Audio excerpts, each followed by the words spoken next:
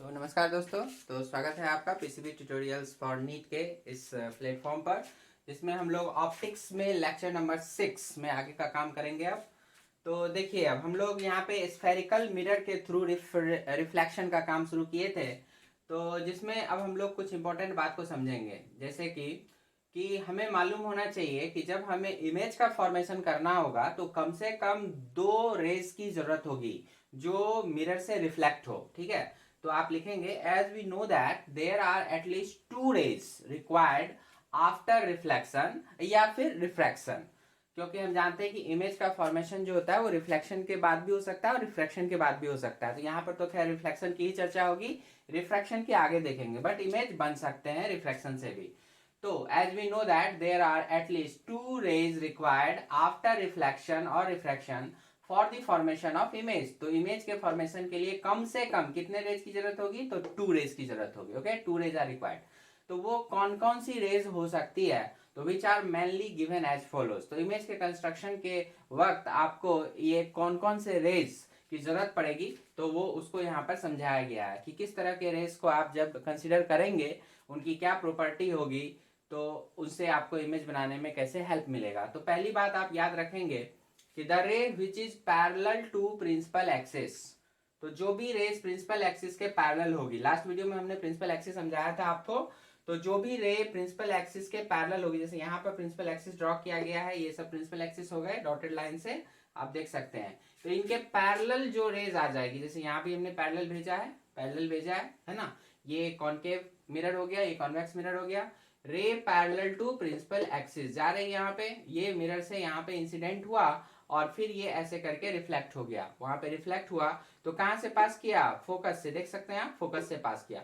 The ray which is parallel to principal axis through passes through the focus and vice versa after the reflection from curved या spherical mirror। vice versa का यहाँ क्या मतलब हुआ कि जैसे कि अगर कोई रे प्रिंसिपल एक्सिस के पैरेलल आई तो टकराने के बाद फोकस से पास किया, तो वाइस वर्सा का मीनिंग होगा कि अगर कोई रे फोकस से होकर के इंसिडेंट हो, फोकस से होते हुए पास करे, तो फिर मिरर से टकराने के बाद वो क्या हो जाएगा?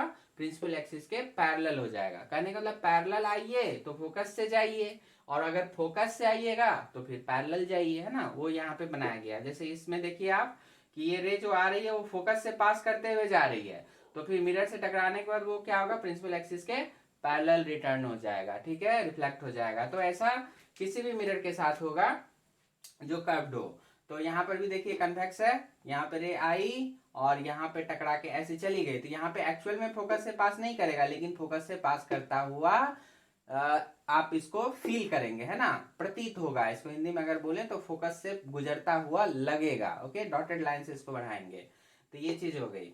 और उसी तरह से अगर कोई इंसिडेंट रे इस तरह से आ रही है कि उसको डॉटेड लाइन से आगे बढ़ाने पर ऐसा लगे कि वो फोकस से पास करता, तो वो यहाँ से रिफ्लेक्ट होगा, तो किधर हो जाएगा? प्रिंसिपल एक्सिस के पैरेलल निकल आएगा। ठीक है, बाकी जो है बीच का ये जो रेड वाले से हमने बनाया है, ये इस पॉइंट पे इंसिडेंट हुआ और यहाँ पर होगा आपका सेंटर ऑफ कर्वेचर। अगर आप उनको मिला देंगे तो वही यहाँ पे नॉर्मल का काम करेगा, तो इसीलिए लॉ ऑफ रिफ्लेक्शन वैलिड होगा। नॉर्मल के साथ आपको एंगल देखना है, इंसिडेंट रे और नॉर्मल के बीच का एंगल, एंगल ऑफ इंसिडेंस, और उसी तरह से उधर हो गया एंगल ऑफ रिफ्लेक्शन, तो ये दोनों बराबर होंगे। तो वही हर जगह फोटो में आपको दिखाया गया है। ठीक है, तो बहुत ही सिंपल सा मीनिंग है यही कि प्रिंसिपल एक्सिस के पैरेलल आएगा तो फोकस से होके गुजरेगा, और अगर फोकस से गुजरता हुआ कोई रे आके इंसिडेंट हुआ तो रिफ्लेक्शन के बाद वो प्रिंसिपल एक्सिस के पैरेलल चला जाएगा। तो पहला तो इस टाइप का रे जो है बहुत सारा यूज होता है। दूसरा रे किस प्रकार का यूज होता है बताते हैं। हाँ, तो आगे क्या है इसमें दूसरा टाइप, ये ध्यान में रखिएगा कि the ray which passes through the centre of curvature. जैसे मिरर का अपना कोई सेंटर ऑफ कर्वेचर हुआ, तो अगर कोई रे इस सेंटर ऑफ कर्वेचर से पास करेगा, जैसे यहाँ भी पास किया, और यहाँ इस केस में ऐसा हुआ कि अगर इसको डॉटेड लाइन से आगे बढ़ाते तो ये सेंटर ऑफ कर्वेचर से पास करता, तो ऐसी रेस का क्या होगा? रिफ्लेक्शन के बाद ये रे रिटर्न कर जाएंगे सेम पाथ को रिटर्न कर जाएंगे after the reflection from the spherical mirror. तो ये क्या होगा? इसी पाथ को रिटर्न आ जाएगा, बिल्कुल इसी तरह से रिटर्न आ गया, और ये भी ऐसे जाएगा तो ये इसी पाथ पर रिटर्न आ जाएगा। क्लियर? तो ये एक बात ध्यान में रखेंगे कि सेंटर ऑफ कर्वेचर से पास करता हुआ अगर कोई रे है तो रिफ्लेक्शन के बाद वो उसी पाथ को रिटर्न कर जाएगा। ऐसे भी और ऐसे भी। चलिए तीसरी बात छोटा सा है, ऐसे ही ध्यान में रखिए कि अगर कोई इंसिडेंट रे इस पोल पर, मिरर का जो ये एकदम मिड पॉइंट हुआ इसको पोल बोलते हैं, इस पोल पर इंसिडेंट होता है तो जो प्रिंसिपल एक्सिस है वो नॉर्मल का काम करेगा।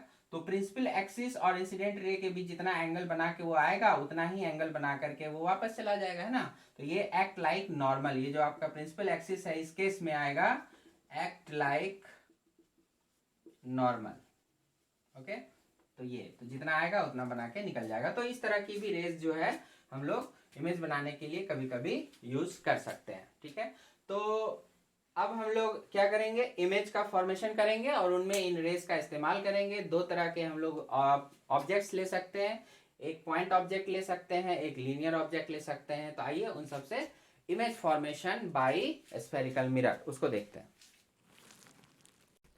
आइए अब यहाँ पर इमेज फॉर्मेशन के बारे में बात करेंगे। तो वैसे आपने 10th क्लास में पहले भी किया होगा ये सब काम, बट एक बार जल्दी से हम लोग रिवाइज कर लें सारी बातों को। तो image formation by spherical mirrors, तो बाय कॉनकेव मिरर पहले लेके चलते हैं। तो हम देखते हैं कि सबसे फर्स्ट केस ऑब्जेक्ट को कहाँ पे रखना है, इन्फिनिटी पे रखा, और हम लोग यहाँ पे लीनियर ऑब्जेक्ट ले रहे हैं ताकि उसके साइज के बारे में डिस्कशन हो सके। तो एक लीनियर ऑब्जेक्ट है जो मिरर से काफी काफी काफी दूर रखा हुआ है। तो काफी दूर से आने वाली रेज जो होंगी ना वो पैरेलल रेज होंगी। तो ये हमने दो पैरेलल रेज ऐसे करके ले गए, और हमने अभी भी पढ़ा था कि पैरेलल रेज अगर मिरर से टकराएगी तो फोकस से होकर के पास करेगी, राइट है। तो फोकस से होकर के ये पास कर गया है ना यहाँ पे। तो फिर इमेज कहाँ बनेगा, इसी फोकस पर ही बनेगा। तो अबाउट इमेज जब आप लिखेंगे तो पोजीशन के मामले में क्या हो गया, फोकस पर बनेगा, और नेचर के मामले में क्या हो गया, रियल होगा एंड इन्वर्टेड। रियल इसलिए क्योंकि रे एक्चुअल में जाके वहां पे मीट कर रही है, सच में मीट कर रही है, इसलिए रियल। इसको आप पर्दे पे प्राप्त कर सकते हैं। और इन्वर्टेड होगा, ठीक है, उल्टा ही बनेगा ये। और उसके बाद very very smaller in size होगा, ऑब्जेक्ट के रिस्पेक्ट में ये इमेज जो होगा वो बहुत बहुत छोटा होगा। और उसी छोटे साइज में जब बनता है तो उसको हम बोलते हैं डिमनिस्ट। ओके, डिमनिस्ट को ही छोटा बोलते हैं। और इसमें एक टर्म याद रखिएगा, small M. Small M stands for magnification. Magnification ये हम लोग आगे पढ़ेंगे, मैग्निफिकेशन, ठीक है, जो बताता है height of the image divided by height of the object.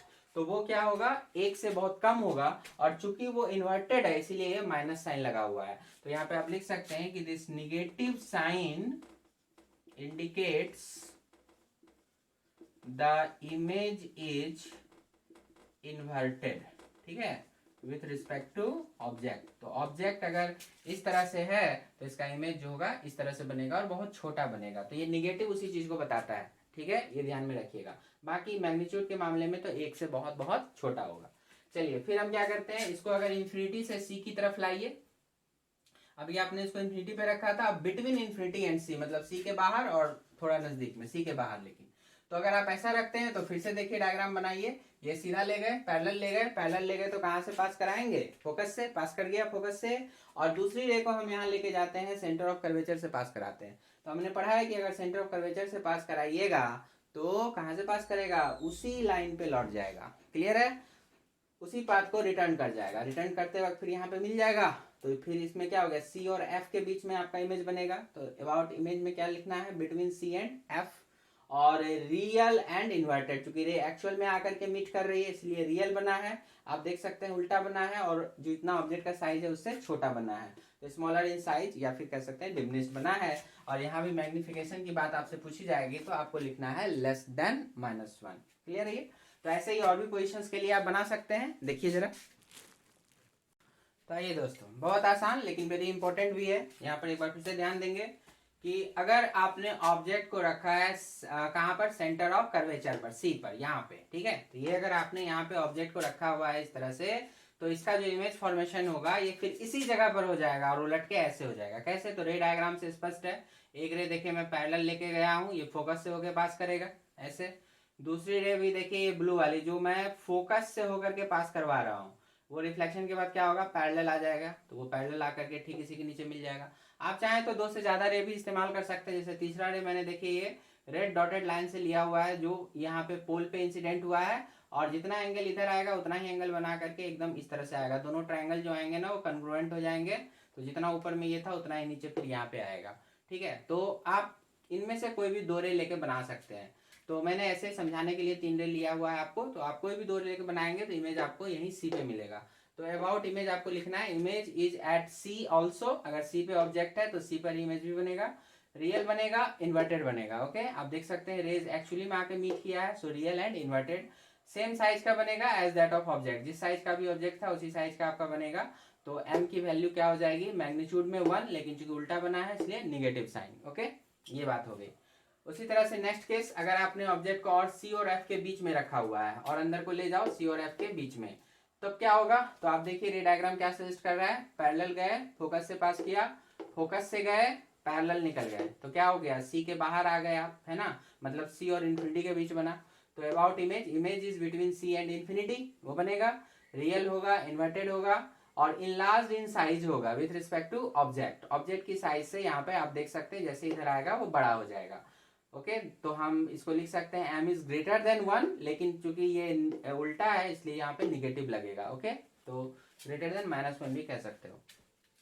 Next case, आप ऑब्जेक्ट को और अंदर की तरफ ले जाइए, जैसे फोकस पे लेके चले गए। अब तो फोकस पर अगर लेके जाओगे तो जो रेज ऐसे गई है ऐसे आ गई, दूसरी हम क्या करते हैं कि सी को मिलाने वाली लाइन के अलोंग ले जाते हैं, मतलब नॉर्मल के अलोंग लेके जाते हैं, तो उसी पे रिटर्न आ जाएगा। तो ये दोनों रे क्या हो जाएगी, पैरेलल रेज आ जाएगी। ओके और पैरेलल होती है तो कहाँ मिलती है, इन्फिनिटी पे, मतलब बहुत दूर। तो इमेज कहाँ बनेगा, इन्फिनिटी पे। और कैसा बनेगा, तो एक्चुअल में जाकर के मिलेगी, सो रियल बनेगी, इन्वर्टेड भी होगी, नीचे है प्रिंसिपल एक्सिस के तो इन्वर्टेड, और वेरी वेरी लार्ज, बहुत बहुत बड़ा बनेगा in size with respect to object की साइज से, तो काफी बड़ा साइज का बनेगा, है ना। और इसीलिए आप m is much much greater than 1 लिखेंगे, क्योंकि उल्टा बनेगा इसलिए निगेटिव भी लगाएंगे, तो मच मच ग्रेटर देन -1, ये मीनिंग होगा। ये बहुत इंपॉर्टेंट केस है, मैंने स्टार मार्क भी किया है, वीवीआई भी कर देना है आपको। क्या है ये, when object lies between f and p। Okay focus और पोल, अगर इनके बीच में कहीं पर ऑब्जेक्ट लाई करे तब क्या होगा। तो अभी तक तो जो भी हमारा इमेज था ना वो इसी साइड बन रहा था, रियल बन रहा था, लेकिन इस बार पहली बार ऐसा होगा कि ये जो इमेज होगा वो बिहाइंड द मिरर बनेगा। ठीक है, बिहाइंड द मिरर। तो when object lies between f and p, तो आप देख सकते हैं ये पैरेलल रे हम ले गए, फोकस से पास किया, और फिर आप चाहो तो पोल पर लेके चले जाओ, इधर आ जाएगा, इसको बढ़ाओगे पीछे ही मिलेगा, या फिर वही सी वाली लाइन आप लेकर के जाओ तो उसी को रिटर्न आएगा, तो वो भी जाके वहीं मिलेगा। कोई भी दो रे लेकर के हम बना सकते थे। तो हमें क्या मिला, बिहाइंड द मिरर आपको यहाँ पे इमेज का फॉर्मेशन हुआ, ऑब्जेक्ट से काफी बड़ा हुआ और ये वर्चुअल बना। ठीक है, तो इसमें जो बन रहा है यहाँ पर केस ध्यान रखिएगा, अबाउट इमेज में image is found behind the mirror, virtual बनेगा, इरेक्ट बनेगा, इरेक्ट मतलब सीधा हो जाएगा, और इनलार्ज इन साइज, आप देख सकते हैं ऑब्जेक्ट की साइज से बड़ा बनेगा। तो m इज ग्रेटर देन 1, और चूंकि ये सीधा बना हुआ है इसलिए यहाँ पे इस बार निगेटिव साइन नहीं आएगा। ठीक है, चाहे तो प्लस लगा सकते हैं, ऐसे भी छोड़ सकते हैं। तो ये आपको केस हो गया। अगर अगला कोई केस कहीं पे दिख जाता है कि अगर पोल पे रखें तब, तो पोल पे रखिएगा तो पोल पे ही बनेगा, किसी भी मिरर के पास अगर सट जाइएगा तो वो वहीं पर पोल पर ही इमेज को फॉर्म करता है, तो वो पूछता उछता नहीं है, ऐसे ही रहता है। ठीक है, तो ये सब सिचुएशन क्या है ना, आपको दिमाग में फिट होना चाहिए। इन्फिनिटी पे रखे, फोकस पे बन गया, इन्फिनिटी और सी के बीच आए तो फोकस और सी के बीच बन गया, सी पर आ गए तो सी पर ही बना, फिर सी और एफ के अंदर आ गए तो फिर इमेज हमारा सी के बाहर आना शुरू हो गया और बड़ा बनना शुरू हो गया। सी पर सेम साइज तक का था, इससे पहले छोटा छोटा था, है ना। तो ये सारी चीजें दिमाग में थोड़ा फिट रखिएगा। फोकस पे रखेंगे, इन्फिनिटी पे आएगा, फोकस और पोल के बीच जैसे ही गए तो ये मिरर के पीछे जाकर के बड़ा सा बना देगा। ठीक है, तो जो कहीं पर भी हमें अपना बड़ा सा चेहरा अगर देखना होगा तो सामने हम लोग यही कॉनकेव मिरर का इस्तेमाल करेंगे। जैसे नाई की दुकान, सैलून वगैरह में इस तरह के मिरर का यूज होता है, जिससे कि आपका जो इमेज बने वो बड़ा सा इमेज बन सके, है ना। आराम से आप उसको अपने में अपना आपका इमेज अगर आपको आपसे ज़्यादा बड़ा दिखाई दे रहा है तो सामने वाला मिरर कैसा होगा, तो कॉनकेव होगा। तो इस तरह से छोटे छोटे क्वेश्चंस पूछे जा सकते हैं। ठीक है, तो इसी तरह से जो आपने कॉनकेव का केस देखा तो कन्वेक्स के भी केस होंगे, बट फॉर्चुनेटली अच्छी बात है कि कॉन्वेक्स में इतने सारे केसेस नहीं आएंगे। उसमें क्या केसेस आएंगे सो देखिए। तो थैंकफुली तो कॉन्वेक्स मिरर के केस में आपको सिर्फ दो ही यहाँ पर केस आएंगे। देखिए क्या होगा, अगर आपने ऑब्जेक्ट को रखा हुआ है इन्फिनिटी पर, है ना, काफी दूर रखा हुआ है मिरर से, तो क्या होंगे, यहाँ से पैरेलल रेज आएंगी और ये सब यहाँ पर ऐसे रिफ्लेक्ट होने के बाद ये कहाँ जाती है, फोकस पर, तो इमेज भी कहाँ बनेगा, फोकस पर ही बनेगा। और चूंकि डॉटेड लाइन से आप इसको बना रहे हैं, इसका मतलब ये वर्चुअल बनेगा। वर्चुअल को ही इमेजिनरी भी बोलते हैं, जानते हैं आप ये सब। तो image will be formed at focus virtual होगा या इमेजनरी बोल लीजिए, और इरेक्ट बनेगा, सीधा बनेगा, ठीक है। क्योंकि इसके नजदीक भी लाइएगा तो यहाँ पे ये डायग्राम क्लियर हो जाता है, तो सीधा होगा, दूर ले जाएंगे तो वो अभी भी सीधा ही रहेगा, है ना। तो वो इरेक्ट होगा। और very very smaller in size, बहुत ही छोटा बनेगा साइज में, और विथ रिस्पेक्ट टू ऑब्जेक्ट तो आप m को लिख सकते हैं मच मच स्मॉलर देन 1, और चूंकि सीधा बना हुआ है इसीलिए आपको यहाँ पे प्लस साइन ही रखना है, माइनस नहीं रखना है, ओके। तो प्लस नहीं भी दे तो चलेगा, ओके। यहाँ पे देखिए object is between infinity and P, या फिर इसी कह दीजिए in front of the convex mirror, mirror के सामने अगर आपने रखा हुआ है, बहुत दूर नहीं है, बिल्कुल सामने है, तो फिर क्या होगा आप देखिए। रे डायग्राम क्या सजेस्ट करता है, रेज गई ऐसे गई तो फोकस से पास करती, फिर एक रे डायग्राम यहाँ ले लीजिए, पोल से गया और इतना ही एंगल बना के लौट आया। अब इसको पीछे बढ़ाओगे तो जो निश्चित रूप से फोकस से पहले कट हो जाएगा, इसका मतलब पोल और फोकस के बीच में कहीं पर बन जाएगा। So image will be form between P and F, and virtual बनेगा, अब डॉटेड लाइन से बनेगा देख सकते हैं, और सीधा बनेगा, इरेक्ट बनेगा, स्मॉलर इन साइज होगा, आप देख सकते हैं ये ऑब्जेक्ट का साइज था, इससे काफी छोटा होगा, तो स्मॉलर इन साइज जस्ट कहिए विद रिस्पेक्ट टू ऑब्जेक्ट, मतलब m इज लेस देन 1, और चूंकि सीधा है इसलिए प्लस में ही रह जाएगा, ठीक है। और अगर आपने बिल्कुल पोल पे सटा दिया तो फिर पोल पे ही बन जाएगा, ओके। तो ये सारी चीजें आपको रहता है, तो दिमाग में बिल्कुल बिठा के रखेंगे इस तरह से कि जो कॉन्केव का मिरर का केस था उसमें रियल भी बन रहा था, और सबसे लास्ट वाला में आपने देखा था कि वर्चुअल भी बन रहा था, लेकिन कॉन्वेक्स वाले में अगर आप देखिएगा तो यहाँ पर आपको हमेशा क्या दिख रहा है, वर्चुअल ही बन रहा है ना। तो फिलहाल इस केस में तो रियल नहीं बन रहा है, लेकिन ऐसा नहीं है कि हमने आपको शुरू में बताया हुआ है कि कोई भी मिरर है तो वो रियल का फॉर्मेशन कर सकता है, लेकिन उसके लिए रेज कैसी होनी चाहिए, तो कन्वर्जिंग रेज होनी चाहिए, है ना। तो यहाँ पर ऐसा केस नहीं ले रहे हैं, लेकिन हाँ अगर रियल ऑब्जेक्ट हो सामने इस तरह से हो तब क्या होगा कि तब तो आपका ये कॉन्वेक्स मिरर हमेशा वर्चुअल ही बना के देगा, है ना। तो इस तरह से क्वेश्चंस के ऊपर आपका आंसर डिपेंड करेगा कि वो इन जनरल किस केस को लेकर के बात कर रहा है। अगर इन जनरल पूछेगा तब तो कोई भी मिरर जो है वो रियल का फॉर्मेशन कर सकता है इन जनरल, है ना। तो ये ध्यान में रखिएगा। बाकी अगर ऐसे बोल दे कि रियल ऑब्जेक्ट के लिए बात कीजिए आप, तो रियल ऑब्जेक्ट मतलब सामने मिरर के सामने रख करके बात कीजिए, तो फिर कॉन्वेक्स मिरर हमेशा वर्चुअल का ही फॉर्मेशन करेगा। तो ये सारी चीजें हो गई, चलिए अब आगे देखते हैं। तो अब हम डिस्कस करेंगे one of the most important part of optics about sign convention, ठीक है। तो आप जानते हैं कि जो ऑप्टिक्स के फॉर्मूले होते हैं यू वी एफ और आर, ये सब जो फॉर्मूले में इन्वॉल्व होंगे, मिरर फॉर्मूले आएंगे बहुत सारे, और आगे भी आपको बहुत सारे फॉर्मूले मिलेंगे, लेंस फॉर्मूला भी आएगा, और भी बहुत सारा कर्व सरफेस का फॉर्मूला है, जो भी बहुत सारे मिरर के आपको फॉर्मूले आने वाले हैं आगे ऑप्टिक्स में। तो जो ऑप्टिक्स के जो फॉर्मूले आएंगे वो इन्हीं सब पर बेस्ड होंगे, ठीक है। तो आप जानते हैं कि जब आप इन फॉर्मूलों का यूज करते हैं तो आपको एक ये साइन कन्वेंशन वहां पे यूज करना पड़ता है, ठीक है। तो पहला सवाल तो ये उठता है कि आप साइन कन्वेंशन क्यों यूज करते हैं, इसको यूज करने की जरूरत क्यों पड़ती है।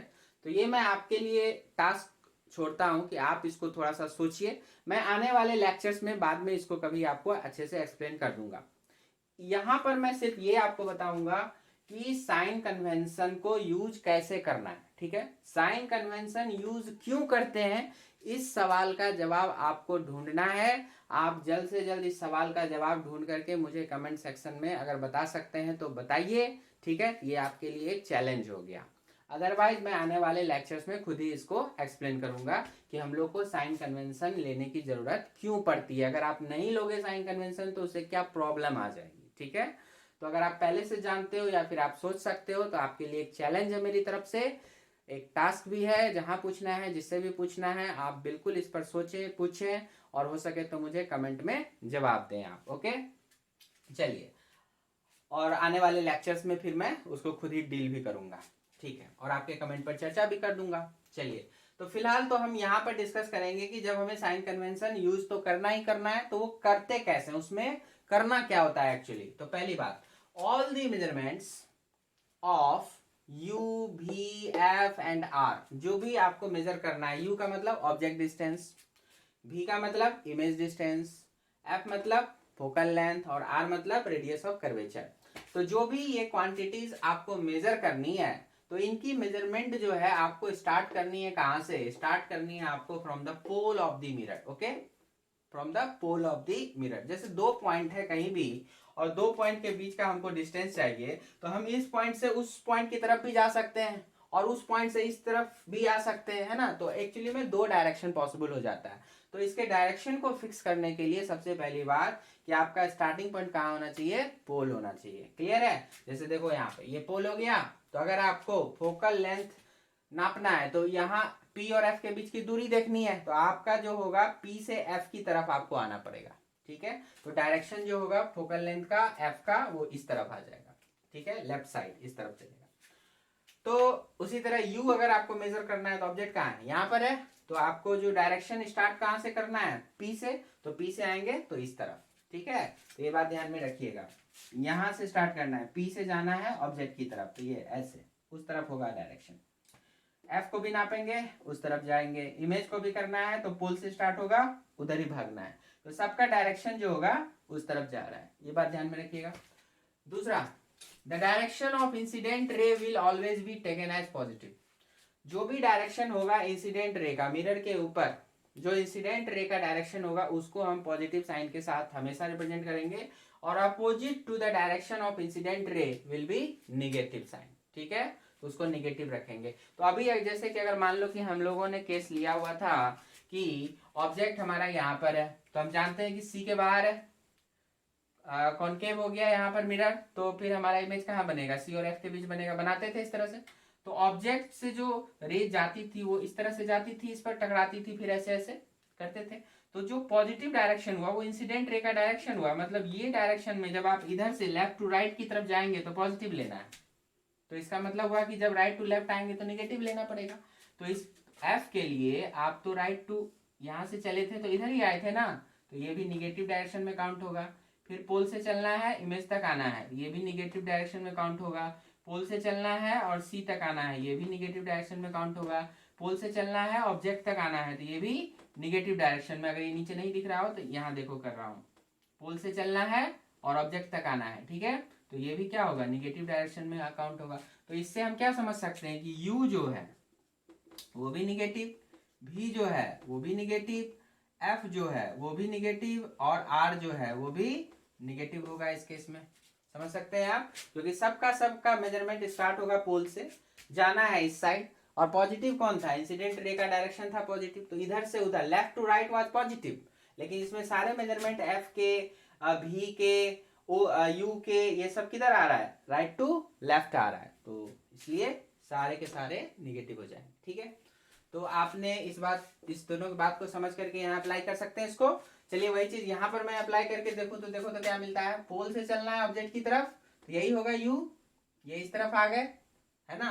और इंसिडेंट रे किधर था, ये ऑब्जेक्ट से जाएंगे इस तरफ, यहाँ भी जो बनाएंगे डायग्राम, इमेज बनाने की कोशिश करोगे तो ऑब्जेक्ट से इस तरफ लेके जाओगे ना, तो ये भी लेफ्ट टू राइट क्या है, पॉजिटिव हो गया। लेफ्ट टू राइट जाते हैं तो पॉजिटिव।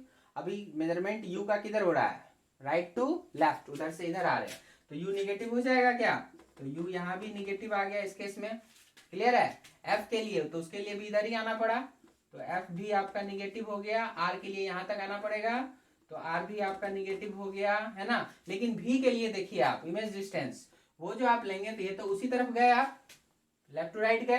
लेफ्ट टू राइट अगर आप जाते हो तो ये तो पॉजिटिव डायरेक्शन में ही आप गए ना, तो V वाला क्या हो जाएगा, पॉजिटिव साइन के साथ। ठीक है क्या, तो ये चीजें हो गई यहाँ पे। अब सुनो ध्यान से, पॉजिटिव या नेगेटिव साइन जो है ना, ये आपको कहाँ पे लगाना है, तो ये कहाँ पे लगाना है, फॉर्मूला में यूज तो करेंगे, लेकिन फॉर्मूला में भी कहाँ पे, तो ध्यान रखिएगा, फॉर नोन डिस्टेंसेज। जब आपको डिस्टेंस मालूम हो, जैसे आपको मालूम है कि इमेज जो है 5 सेंटीमीटर पर बन रहा है, क्वेश्चन में दिया हुआ है, आपको मालूम है, तो इस 5 के साथ आपको यहाँ पे +5 लिखना है। समझे। अगर आपको दिया हुआ है क्वेश्चन में जो ऑब्जेक्ट डिस्टेंस है वो आपको दिया हुआ है कि हाँ भाई 10 सेंटीमीटर पर है, कुछ भी इस तरह का, तो इस U के साथ आपको लिखना है -10। तो जो भी नॉन डिस्टेंस, फोकल लेंथ मान लीजिए दिया हुआ है, फोकल लेंथ कह रहा है कि हाँ भाई 15 सेंटीमीटर है, तो यहाँ पे फोकल लेंथ निगेटिव में -15, जो दिया हुआ है उसके साथ आपको प्लस या माइनस वहां पे लिखना है। जो नहीं दिया हुआ रहेगा उसके साथ कोई साइन का यूज नहीं होगा। इसलिए मैंने यहाँ क्या लिखा है, पॉजिटिव और negative sign must be applied for non distances. ठीक है, नॉन डिस्टेंसेस, ये ध्यान में रखिएगा थोड़ा सा।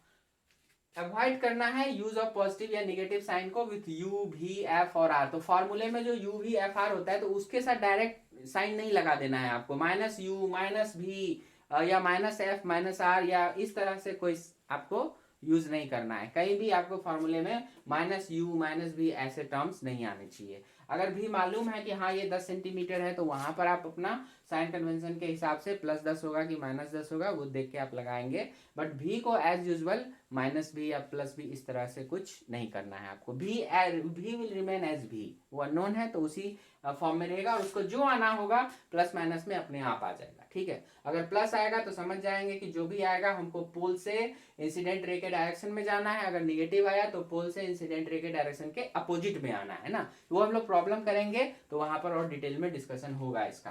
तो रफली थ्योरी के हिसाब से अगर आप देखें तो ये सारी बातें हैं। और एक और बात रह जाती है measurement of h0 and hi का, मतलब height of object and height of image का। ये must start from principal axis. Principal axis से ही या तो आपको ऊपर जाना है या तो आपको नीचे जाना है। ओके, अगर अपवर्ड जाते हैं ऊपर जाते हैं तो ऑफकोर्स पॉजिटिव साइन लीजिएगा, अगर नीचे जाते हैं डाउनवर्ड जाते हैं तो नेगेटिव साइन लीजिएगा। So simple. जैसे अब यहाँ पर अगर आप बात करें इस केस में तो HO ऊपर जा रहे हैं तो पॉजिटिव, और यहाँ पर HI नीचे जा रहे हैं इमेज में तो हो गया निगेटिव। तो लेकिन ये भी साइन कब होगा, ये भी साइन सिर्फ तभी होगा जब आपको इसका हाइट मालूम हो, इसका भी मालूम हो, इसका भी मालूम हो, तभी आप प्लस या माइनस साइन को यूज करेंगे। उसी तरह से यहाँ पर एच ऑफ ऑब्जेक्ट की बात करिए तो ये भी क्या है, ऊपर की ओर जा रहा है तो पॉजिटिव, और इमेज की बात करिए तो यहाँ देखिए ये भी ऊपर जा रहा है तो ये भी क्या होगा, पॉजिटिव। ओके, तो बाकी हम लोग जब प्रॉब्लम करेंगे डिटेल में डिस्कशन करेंगे, ये साइन कन्वेंशन को अप्लाई किया जाएगा तब आप डिटेल में इनको देखिएगा। ठीक है, तो मैंने और भी कई सारे यहाँ पे फिगर, जैसे ये 2 केस मैंने उठाया था, ऐसे ही बहुत सारा केस था। अभी हम लोगों ने कॉन्वेक्स में भी बनाया था, कॉन्केव में भी बनाया था, तो सब में आपको ऑब्जेक्ट थे, इमेज थे। तो मेरा आपके लिए एक होमवर्क होगा कि आपने जितने भी डायग्राम पीछे बना रखे हैं उन सभी डायग्राम में जाइए और यू भी एफ आर इन सब के लिए प्लस माइनस ढूंढिए अलॉन्ग विथ HO और HI, है ना। तो इन सब के लिए आप ढूंढिए हर फिगर में जो भी पीछे बनाया गया था ABCD करके F तक, उनमें भी, और कॉन्वेक्स के भी AB केस थे, तो उनमें देखिए कि कहाँ कहाँ अगर आपको U दिया होता, क्वेश्चन में कोई नंबर दिया होता, उसका मैग्नीट्यूड मालूम होता U भी एफ आर का, तो आप उनके साथ फार्मूला में प्लस यूज करते या माइनस। तो वो आप सब उन सब में देखिए प्लस माइनस को यूज करके। तो ये आपका होमवर्क हुआ, अगर आप सही से उसको समझ पा रहे हैं तो आगे के प्रॉब्लम में कोई दिक्कत नहीं होगी। ठीक है, तो इस लेक्चर तक तो आपका इतना ही रहेगा, और फिर हम आने वाले आगे लेक्चर्स में फिर इसके एप्लीकेशंस को आगे भी देखेंगे। तो यहाँ तक वीडियो को आप अच्छी तरह से समझ लें बार बार, और ऑफ कोर्स अगर आपको चीज़ें सही से पता चल रही है, पसंद आ रहा है, तो बिल्कुल एज यूजुअल लाइक करें और लोगों को बताएं, शेयर करें। ठीक है, चलिए तो फिर यहाँ तक रहने देते हैं। नेक्स्ट लेक्चर ऑप्टिक्स का, रे ऑप्टिक्स का लेक्चर नंबर 7 होगा, जिसमें हम आगे और एप्लीकेशंस की बात करेंगे और मिरर के फॉर्मूलों की बात करेंगे, है ना, जो आपके बोर्ड के पॉइंट ऑफ व्यू से भी काफ़ी इंपॉर्टेंट होगा। तो थोड़ा सा बहुत वो सब डिस्कशन होगा। ओके, तो चलिए अभी तक के लिए इतना ही, पढ़िए मन लगा के। All the best.